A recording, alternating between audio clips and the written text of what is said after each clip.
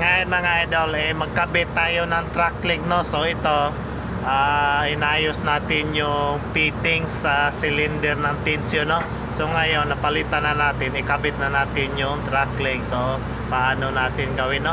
So yung unit natin ano to, Success 130L. So magandang unit to mga idol, at mahaba din yung arm niya, no? So mabilis lang siya ikabit. So panoorin natin mga idol. So ito ay na-discarrel siya papunta lang labas. So madali yang mga idol. Panoorin mga idol, saglit lang yan mga idol. Walang ilang sekundos yan, papasok yan mga idol. Ayan. Panoorin na, jack up onte idol. Jack up onte, taas baba. Okay. Tapos ngayon, abot naman ng bucket yung trackpad. So ganun lang, simple. Ganun lang kadali mga idol. Tapos na yan mga idol. Ayan. So ayusin lang natin onte sa taas ng headler, no, dahil lumagpas. So ngayon, jack up natin onte. So ikabit na natin yung nipple para sa paghigpit ng tension, no. Ayan.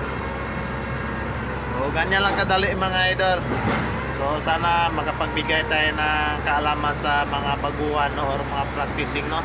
So ngayon idol, for example na di abot ng bucket yung trackpad, wala naman din problema yun mga idol. So pwede naman natin gawin na ayusin na natin yung tracklink na tapat sa roller sa ibaba. So pwede naman natin paibot dandahan mga idol.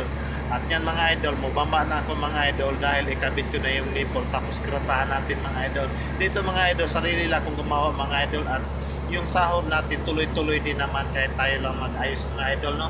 Pero pag di naman natin kaya ayusin, mayroon din naman mekaniko gumawa mga idol. So ito mga idol, pag ganito sira, may din tayo, sideline lang din ng mga idol. Ayan. So maganda ganito dahil di tayo matampay lagi, tuloy-tuloy yung sahod natin mga idol. Ayan, no. So maintenance tayo ng plantation pulp wheel mga idol. So sa dating trabaho ko to sa Sabah, Malaysia mga idol, no. So pulp wheel plantation. So taga-repair lang tayo ng mga daanan at iba pa mga gawain ng plantation. At yun lang mga idol, maraming salamat at hanggang dito lang yung video natin. Sana